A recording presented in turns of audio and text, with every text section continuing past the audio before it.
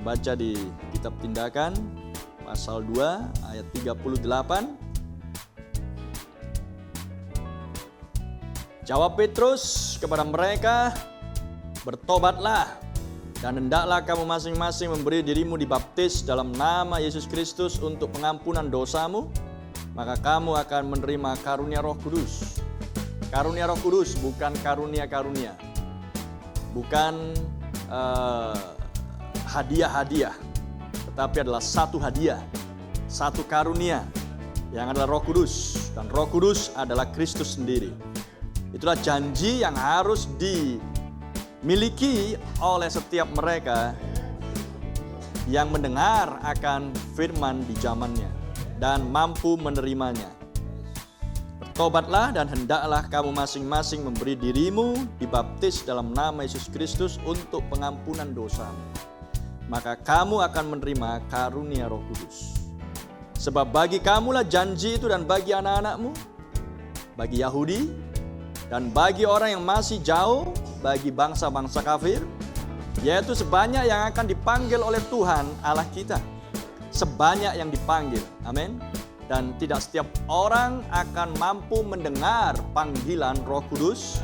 Dan kita tahu bahwa kita berada di masanya pemanggilan mempelai wanita, supaya keluar dari sistem yang berdosa di dunia ini. Baca di Efesus 1, Efesus pasal 1 ayat 13. Di dalam Dia kamu juga percaya, in whom ye also trusted. Di dalam Dia juga kamu percaya. After ye heard the word of the truth. Sesudah kamu mendengar firman kebenaran. Bukan ketika kamu mendengar firman, tapilah sesudah kamu mendengar firman kebenaran. Sesudah kamu percaya, amin. Sesudah kamu mendengar, amin. Yaitu Injil keselamatanmu. Di dalam Dia kamu juga, after, sesudah kamu percaya, bukan ketika kamu percaya. Sesudah kamu percaya, maka apa yang berikutnya? Ye were sealed. Kamu dimeteraikan dengan Roh Kudus yang dijanjikannya itu. Sesudah kamu percaya, kamu dimeteraikan. 14. Dan Roh Kudus itu yang adalah jaminan atas warisan kita. Amin. Karena kita adalah ahli-ahli waris, dan Yesus adalah yang sulung.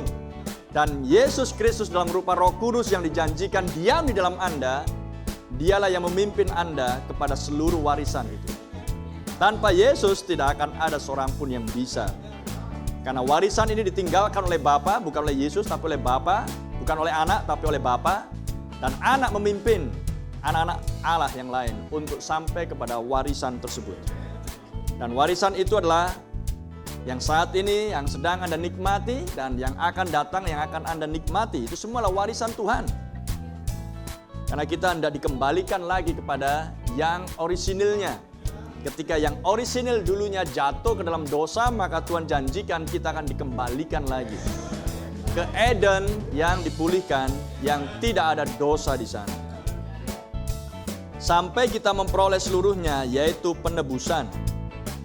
Penebusan pembelian yang kita miliki untuk memuji kemuliaan-Nya.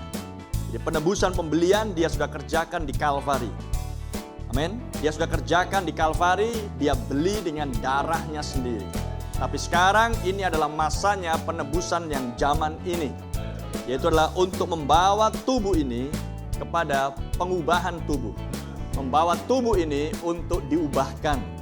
Yang tidak bisa dikerjakan oleh Tuhan Yesus bagi kita pada waktu Dia tersalib di Kalvari. Terpuji nama Tuhan, silakan duduk, Tuhan berkati bacaan firman-Nya. Saya akan bacakan di Wahyu 22 ayat 16 dan 17. Aku Yesus telah mengutus malaikatku untuk memberi kesaksian tentang semuanya ini kepadamu bagi jemaat-jemaat. Aku adalah tunas, yaitu keturunan Daud, bintang timur. Aku adalah akar, yaitu keturunan Daud. bintang timur yang gilang gemilang. Roh dan mempelai wanita itu berkata, marilah. Amin. Ini adalah firman yang selanjutnya sesudah tampil malaikat yang diutus oleh Tuhan kita Yesus Kristus. Dan malaikat ini tidak lain adalah malaikat yang ketujuh. Utusan zaman gereja yang ketujuh. Bukan malaikat terbang. Oke, seperti yang dipikirkan oleh banyak orang. Tapi lah malaikat utusan seorang nabi yang diutus Tuhan di zaman gereja yang ketujuh. Di zaman Laodikia. Dan hasil dari pelayanannya adalah roh yang dulunya di dalam dia, maka roh itu sekarang ada pada mempelai wanita. Sebab mempelai wanita tidak lain adalah Kristus dalam rupa feminin, dalam rupa perempuan. Amin. Dan firman itu tidak akan bisa berbicara, tidak akan bisa berkata-kata jika roh Kristus tidak ada di dalam dia. Mengerti yang saya maksudkan? Jika roh Kristus tidak ada di dalam dia, maka perempuan tidak akan bisa berbicara. Renungkan hal itu. Sama seperti di Taman Eden. Kalau ular itu dulunya tidak didiami oleh setan, dan setanlah roh adanya, maka ia tidak akan berbicara firman Tuhan. Bisa tangkap? Jadi ini adalah berbicara roh. Roh harus memperoleh tempat kediaman. Ini adalah pembukaan selubungnya Allah. Allah yang tak terlihat menjadi terlihat oleh karena selubung itu mengekspresikan dan membuktikan bahwa di balik selubung itu adalah Tuhan sendiri.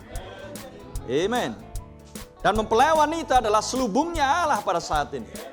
Sesudah dia memakai selubungnya, yaitu adalah malaikat yang adalah nabi, maka sekarang dia berubah selubung.